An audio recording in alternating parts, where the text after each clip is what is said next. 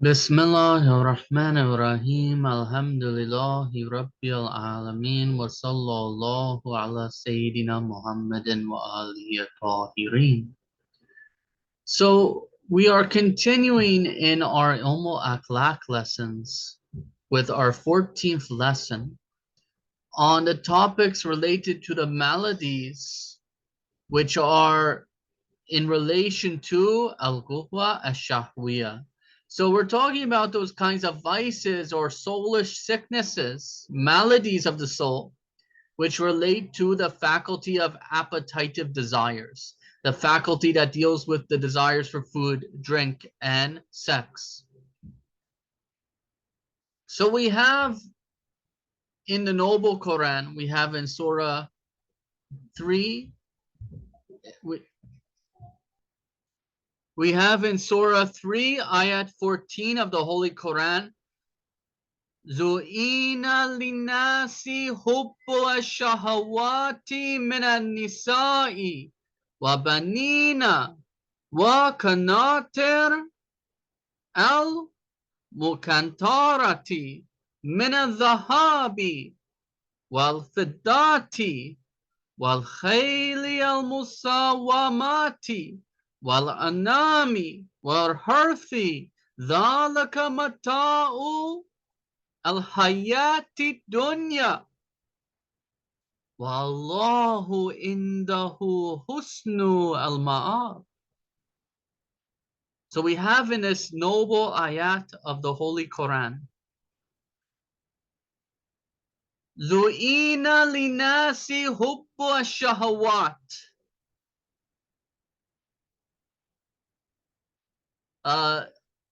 Adorned for mankind the love of, or adorned for mankind. There's probably a better translation of this. So, adorned for mankind the love of desires of shahawat, mina nisa'i from the women, wal banina and from the sons. And so it's zu'ina linasi hubbu ash-shahawati min al-nisa'i wal banina. The adorned for mankind the love of the love of the desires from the women, or and then the women and the sons, and hoarded treasures of gold and silver, and horses and cattle, and well-bred horses and cattle, and tilth is made to seem fair to men. ذَلَكَ مَتَاعُ الْحَيَاةِ dunya. That is the pleasures of the life of this world. Al-hayat dunya. They transinterpret it as this is the provisions of the life of this world. ذَلَكَ مَتَاعُ الْحَيَاةِ dunya. These things are from hayat dunya, from they're the pleasures of this world. The shahawat min an-nisa'i al banina, the treasures hoarded, the gold and silver, the well-bred horses, the cattle. This is all adorned for mankind. This desire, this love of these things, but these things are the pleasures, the joys, the provisions of al-hayat dunya. These things are mata'ul al-hayat dunya. These things are the pleasures of this worldly life. So then it said, so then Allah the Exalted says, Wallahu indahu husnu al-ma'ab. And Allah is He with whom is the good goal. They transinterpreted this. So this one must keep in mind that the blessings that Allah the Exalted gives us should not be condemned.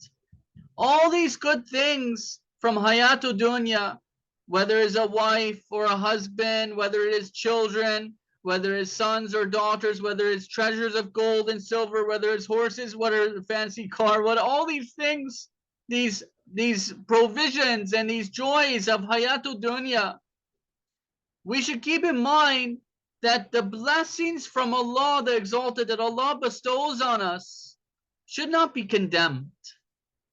In fact, the proper use of these blessings is a good thing.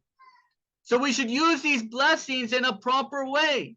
We should use them in a way which is in line with the obedience and submission to Allah the Exalted, in line with the path to achievement of the mercy of Allah the Exalted, in line with the rida of Allah the Exalted.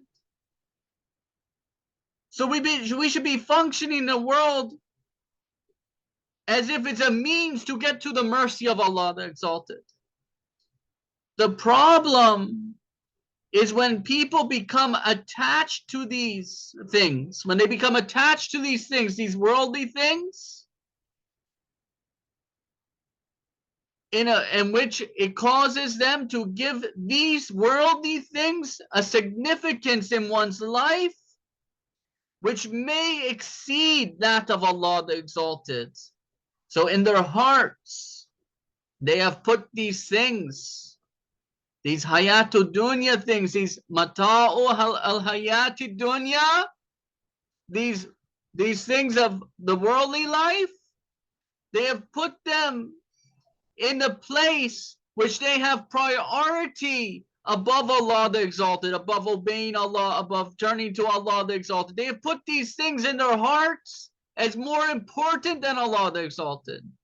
They have put it in a place in their hearts in which Allah belongs. So they have, this is the problem, is they take these things, they put them in one's, they give them a significance which may exceed that of Allah the Exalted in their life. Hence these things, if they take the place of Allah the Exalted in your heart, then this is the issue. This is the problem. That is dunya love. That is hubbat dunya. Like if a person wants to marry somebody, but the religion, it says it is forbidden to marry that person. Then this person now is faced with an issue. Either they're not allowed to marry this person because the religion has said no, like a guy, he wants to marry an atheist woman, or a non-Muslim, or a Muslim woman wants to marry a non-Muslim man. So they have that the religion is saying it is not allowed, it is not permitted for them to marry such a person. But here what they do is they put that person above Allah the Exalted in their heart. So where they should be saying no because Allah has told them not to, where they should be turning away from it because it is not in line of obedience to Allah, rather it's in the disobedience to Allah the Exalted. Here they are putting this thing as more important in their hearts than Allah the Exalted. That is the problem. So dunya love is when these things take the place of Allah the Exalted in your heart, we could describe it as. So this could be, it doesn't have, you don't have to be a rich person to have dunya love. It can even happen to somebody who owns only one single book, or owns only one single book. It could be one single book that is taking you away from Allah the Exalted, which you have put above Allah the Exalted in your heart. So that is the kind of problematic dunya love, not the type where you are using these things to obey Allah, you're caring for these things out of obedience to Allah, out of love for Allah, you're loving these things through Allah, you're doing these things for Allah's sake. That kind of thing is not bad. What's bad is when this thing has taken the place of Allah the Exalted in your heart. That is dunya love. Hence, if these things do not take the place of Allah subhanahu wa ta'ala in you, they do not take the place of Allah in your heart, and they are used as a means to obtain the self-development and the nearness to Allah the Exalted, then it is not objectionable. It's not problematic. Rather, it turns into a very good thing. It turns into a very good test, a very good deed. Like a person who marries for Allah's sake, to obey Allah, and they use that marriage to obey Allah and not to disobey Allah. They are fulfilling rights, they are being just, they are doing ma'ruf, they are staying away from sins, they are staying away from disobedience. This is a beautiful act. This is a good thing. Same thing with a job. If somebody gets a job and they use their money to spend in halal ways, in wajib ways, and to stay away from haram things, to do good things with it, for Allah's sake, and this is a good thing. So here, it's not objectionable from when it's that kind of thing. Now, one can be tested with these things. When you have them, you can be tested with them. So this is a good thing. It's a good outcome. If you have these blessings, say Allah has blessed somebody with a lot of wealth, well, it's a big test for them. How are they going to spend that wealth? What are they going to do with it? Are they just going to hoard it and going to buy Lamborghinis and eat fancy meals all the time? Or are they going to help significantly and do good for Allah's sake with it? So one can be tested with these things. This is a good thing. One can do good with these things. That's another good thing. And also a person is accountable with these things. They're answerable what they do with these things. So one can obey Allah the Exalted by the means of by using these things in the right way and travel the path of self-purification. They could travel the path of self-development, and they could travel the path of acquisition of good moral qualities. Therefore, when we condemn the world, when we talk about condemning dunya, we don't mean we don't mean the physical world, and two, we don't mean the world being used in a proper way. What we're talking about when we condemn when we find condemnable dunya love is that we view this as a kind of use of the world or an attachment to the world, and it's things which take a position in one's soul where Allah the Exalted belongs. So these things take precedence over Allah in one's soul. That is the kind of thing that is condemnable. That is the kind of problematic thing. That is the kind of bad and ugly thing. So if a person makes dunya his idol, then that person is drowned in worldly attachments and drowned in worldly hopes to such an extent that he or she will become ghafil. They'll become heedless. Then such a person can be said as truly falling victim to the melody of hubat dunya, to the melody of the love of this world. So this is the point, is there are different, we're not saying to just abstain from the world completely. We're saying do what is right with the world. You're here as a traveler. We're not here to stay forever. Yes, we can live like we're staying forever, but we should also live like we're going to die tomorrow. So we should understand that this world is transient. This world is temporal. This world is fading and vanishing. So we should do good with the things that Allah bestows us in this world. We should do good with the things that Allah grants us in this world. We should not treat it like it is God. We should not put it in the place of Allah in our hearts. We have in a hadith narrated in Kitab al-Kafi from Muhammad ibn Yahya, from Ahmed ibn Muhammad, from Ibn Mahbub, from Abdullah ibn Sinan, Now, Abdullah ibn Sinan is trustworthy. He's thiqa. He's a trustworthy companion of our Imam alayhi salam, and he's different than you'll see. You have Muhammad ibn Sinan. This is a different person. Muhammad ibn Sinan is debatable amongst Rajal scholars. So this is Abdullah ibn Sinan. So Abdullah ibn Sinan and Abdul Aziz al-Abdi, two narrators here, narrated from Abdullah ibn Abi Yafur. So two narrators narrated from Ibn Abi Yafur. From Abu Abdullah alayhi salam, Imam Sadiq alayhi salam, who has said the following: whoever passes the nights and days with the world as his biggest concern, whoever passes the nights and the days with dunya as his biggest concern, Allah places poverty between his eyes, makes his affairs chaotic, and he will receive of the world only what Allah has made his allocated share of the world. So look, this guy, he spends his days and nights concerned with dunya. So he has poverty placed in between his eyes.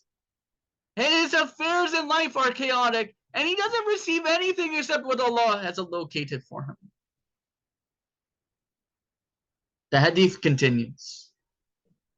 Whoever passes nights and days with the akhirah, with the next world, as his biggest concern,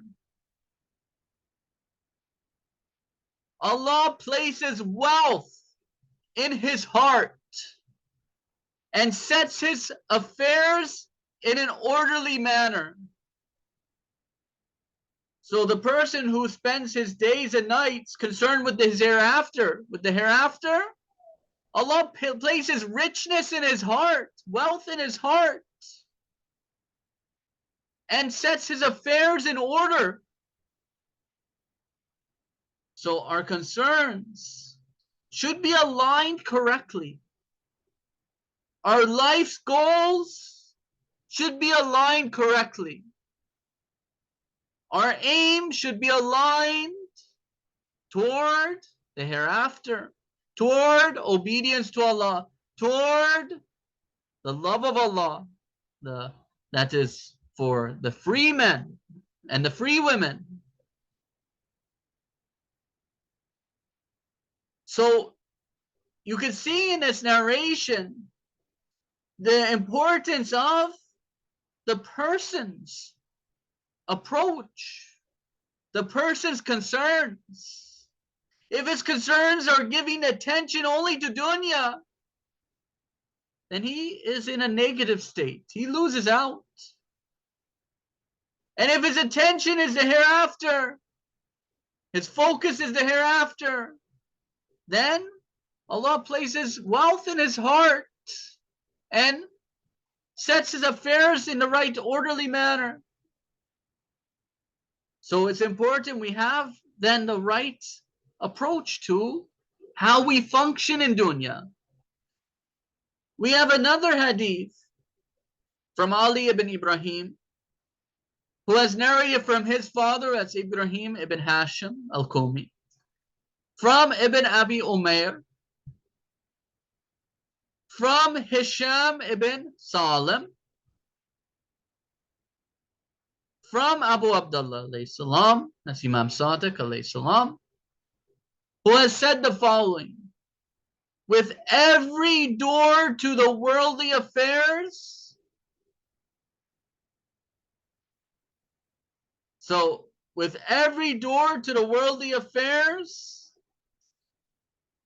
Amri ad-dunya, the worldly matters, that Allah opens to a servant, He also opens a door of hirs to him, or like it. But hirs, we're going to talk about, inshallah, as soon. Hirs can be translated as greed, but we're going to give a special definition to it. But this kind of greed where you can never get enough, a kind of like dunya greed, where you cannot ever get enough, like this salt water. You keep drinking and drinking and drinking it. You can't get enough of dunya. You keep wanting more. You're never satisfied with what you have until you're finished. You always want more and more and more, never content with what you have. So this hadith, we can learn from it that when every door that Allah opens for a person, with every door to the worldly affairs that Allah opens to a person, He also opens a door of greed to him. So the person has to be careful not to go through the door of hirs, of greed.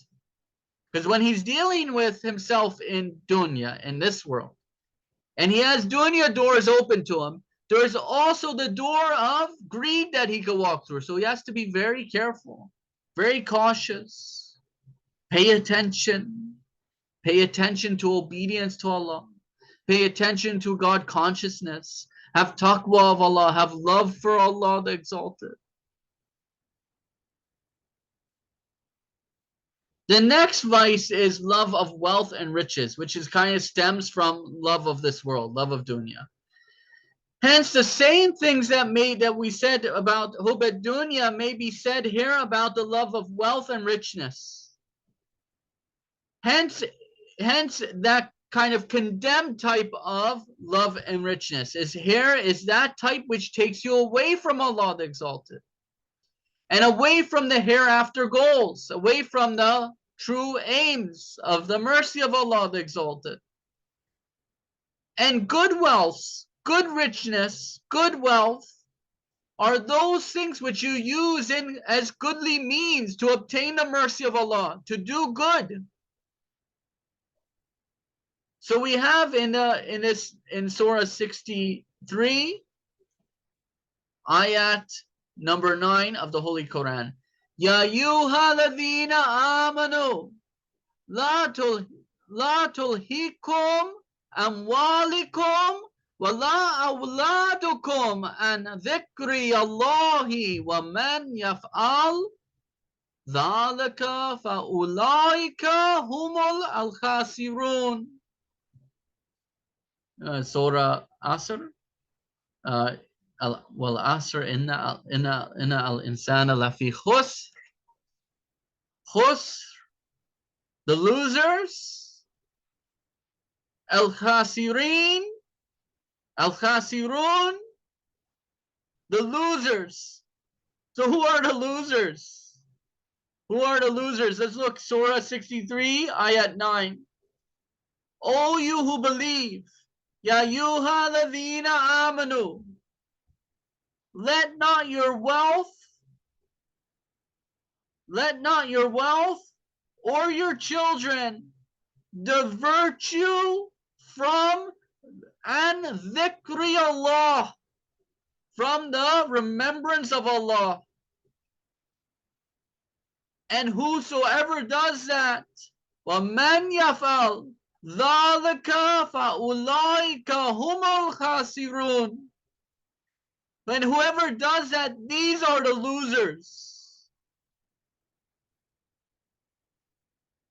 So don't let your wealth, your children, distract you away from the remembrance of Allah.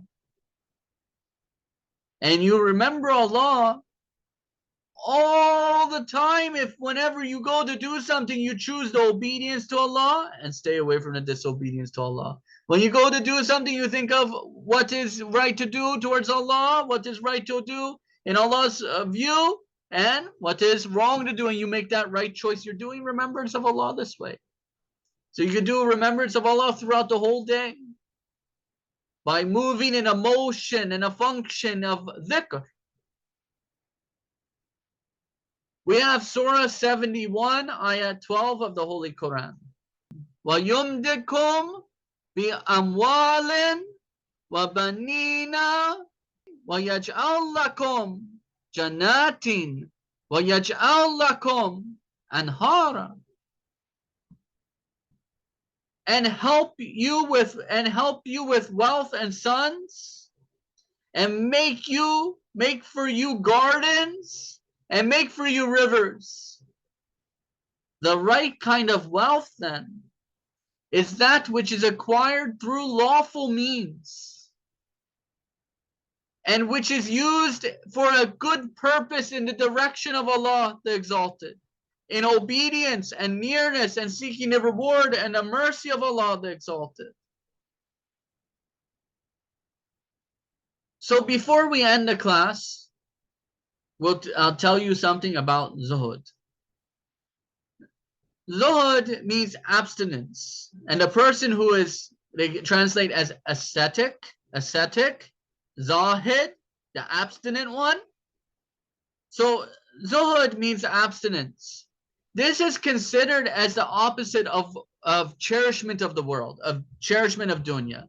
And this can be both an inwardly zuhud and an outwardly zuhud. It could be, the person could be zahid batini or zahid zahiri, except for things for which it is necessarily in line with the purpose of acquiring the bounties of the hereafter, or obtaining the nearness of Allah the Exalted. Zuhud has different degrees and levels as well. So we could say zuhud has different degrees. Like the first level is abstaining from sins. This is a kind of zuhud from worldly things. You're abstaining from sins and bad desires. 2, you have zuhud from things which are makruh. Somebody who will abstain from makruh things because they're kind of zuhud. It's not haram for them, but they're abstaining from makruh things, is what Mullah Nawraki mentions here. 3rd is abstinence from what is more than needed. So when you want to take more than what you need in the world, this is a 3rd level of zuhud, of abstinence, is to abstain from what is more than what you need, more than what is needed, to abstain from taking that. The 4th type of zuhud or abstinence is zuhud from the pursuit of selfish desires. Abstinence from the pursuit of selfish desires. The 5th is zuhud from everything except for Allah the Exalted. So here one may confine the attention to the Creator, being content with the minimum need for one's physical needs, and may give away the rest in the path of earning the nearness and obedience to Allah the Exalted. So this is the higher level of zuhud, and this is part of spirituality. Ibn Sina had described in his Isharat 3 types of worshippers. You have the abid, the worshipper, then you have the zahid, the abstinent, and then you have the arif. And this arif, he could be all 3 of these together. He's an abid and a zahid and an arif all together. So anyways, this is everything for today's lesson. Wa akhiru dawana and alhamdulillahi rabbil alamin.